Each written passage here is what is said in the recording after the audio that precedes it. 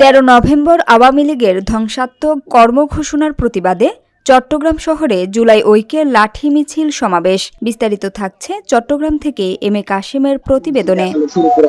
সেই জায়গা থেকে দেখতে পাচ্ছেন দর্শক, এই মুহূর্তে আমি আপনাদেরকে আন্তরিক নিউজের মাধ্যমে চট্টগ্রামের যে বাজারহাট সড়কটি আছে সেই সড়ক থেকে আপনাদেরকে যুক্ত করেছি।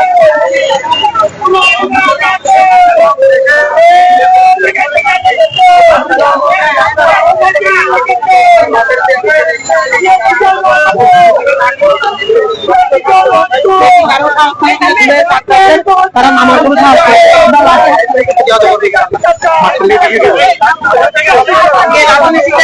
আমরা লাঠি মিছিল করছি। আমাদের দুটো দাবি, সেটা হচ্ছে আমাদের জুলাই সনদ বাস্তবায়ন যাতে তার বাহানা করা হয় ও দুঃশিক্ষা যাতে আমাদের জুলাই সনদ বাস্তবায়ন করা হয়, এবং দ্বিতীয় নম্বর দাবি হচ্ছে কি আমাদের যে শেখ হাসিনার যে ফাঁসি সর্বোচ্চ শাস্তি মৃত্যুদণ্ড যাতে নিশ্চিত করা হয়, এই দুটো দাবিকে সামনে রেখে আমরা লাঠি মিছিল করতেছি। আমরা একটা বার্তা দিতে চাই, যারা দেশের নাশকতা তৈরি করবে, যারা শেখ হাসিনার ফাঁসি লকডাউনের মতো কর্মসূচি ঘোষণা করবে, আমরা তাদের বিরুদ্ধে জুলাই যেমন প্রতিহত করছি লাঠি হাতে, সে আওয়ামী সন্ত্রাসীদেরকে আমরা লাঠি হাতে আবার প্রতিহত করবো ইনশাআল্লাহ। আমাদের লাঠি মিছিলটা হচ্ছে আজকে কালকে আমার হিন্দু আর যদি তারা কালকে আবার মানুষের যে স্ক্রিন আছে আমরা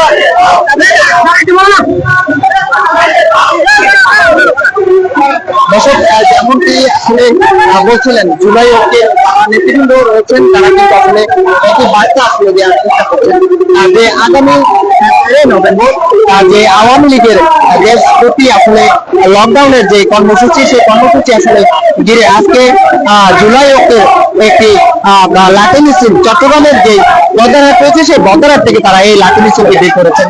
একই সঙ্গে আসলে তারা যে আওয়ামী লীগের অঙ্গ সহযোগী সংগঠন, নিষিদ্ধ সংগঠন ছাত্রলীগ এবং যুবলীগকে বার্তা দিতে চাচ্ছেন যে আসলে আজকের যে লাঠি মিছিল, সেই লাঠি মিছিলকে আসলে তারা বলার চেষ্টা করছেন যে আগামীকাল যে 13 নভেম্বর যদি দেশকে অস্থিতিশীল করার কোন রকম চেষ্টা করা হয়, তাহলে কিন্তু তারা এই লাঠি মিছিলের মাধ্যমে আসলে তাদেরকে প্রতিহত করবেন, এমনটি আসলে বলার চেষ্টা করছেন।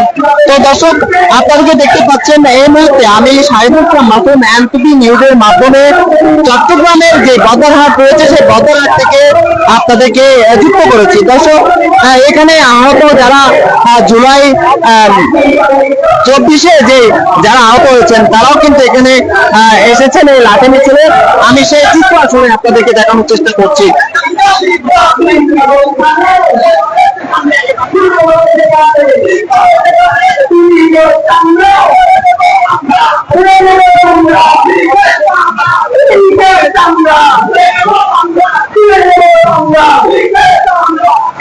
দর্শক, এই জুলাই ঐক্যের যারা নেতৃবৃন্দ রয়েছেন তারাও অংশগ্রহণ করেছেন। একই সঙ্গে জুলাই ঐক্যের যারা মহিলা নেত্রী যারা রয়েছেন তারা আসলে এখানে উপস্থিত আছেন এবং আপনাদেরকে সেই লাঠি মিছিলের যে প্রথম সারি যারা নেতৃবৃন্দ তাদের বক্তব্য শোনানোর চেষ্টা করছে একটু আগেই।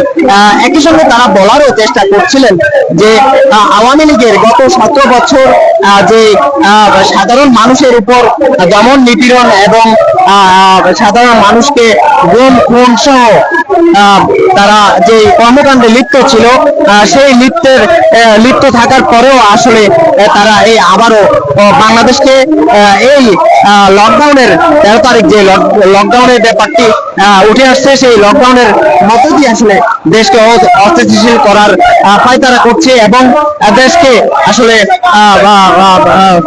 আসলে নৈরাজ্যের দিকে ঠেলে দেওয়ার চেষ্টা করছেন, এমনটি আসলে বলার চেষ্টা করছেন। দর্শক, আপনাদেরকে এই মুহূর্তে চট্টগ্রামের যে বাজারহাট প্রধান সড়কটি আছে সেই সড়ক থেকে আসলে আজকে জুলাই ঐক্যের যে লাঠি মিছিল, সেই লাঠি মিছিল থেকে আপনাদেরকে এখনই নিউজের মাধ্যমে যুক্ত করেছি।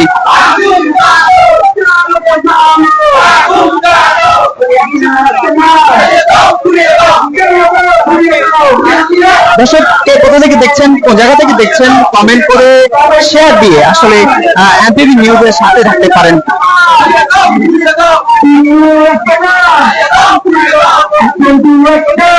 দর্শক আমরা দেখেছি গত কয়েকদিন যাবত আসলে একটি বিষয় আমাদের আমরা লক্ষ্য করছি, নগরীর বিভিন্ন স্থানে বিভিন্ন জায়গায় আওয়ামী ছাত্রলীগ, যুবলীগ অর্থাৎ নিষিদ্ধ সংগঠন আওয়ামী লীগের যে নিষিদ্ধ অঙ্গ সহযোগী সংগঠন ছাত্রলীগ, যুবলীগ রয়েছে, তারা কিন্তু বিভিন্ন জায়গায় চট্টগ্রামের বিভিন্ন জায়গায় তারা ঝটিকা মিছিল বের করেছেন। এরপরে গত কাল রাতেই আসলে পুলিশ তাদের অভিযান চালিয়ে প্রায় ওখান থেকে কোতোয়ালি থানায় 9 জনকে গ্রেপ্তার করেছেন। একই সঙ্গে তাদেরকে আসলে তারা এই অভিযান, পুলিশের যে অভিযান, সেই অভিযান অব্যাহত থাকবে।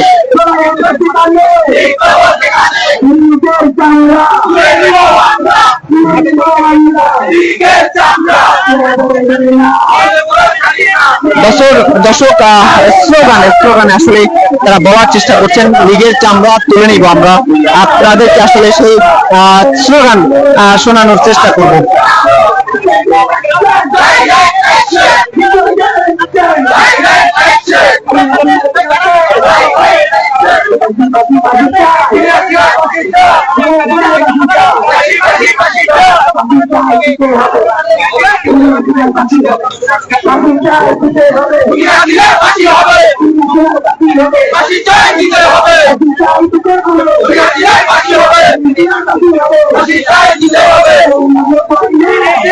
আগামীকাল তো 13 নভেম্বর, এই 13 নভেম্বর আগামীকাল আপনাদের কর্মসূচি কি থাকবে?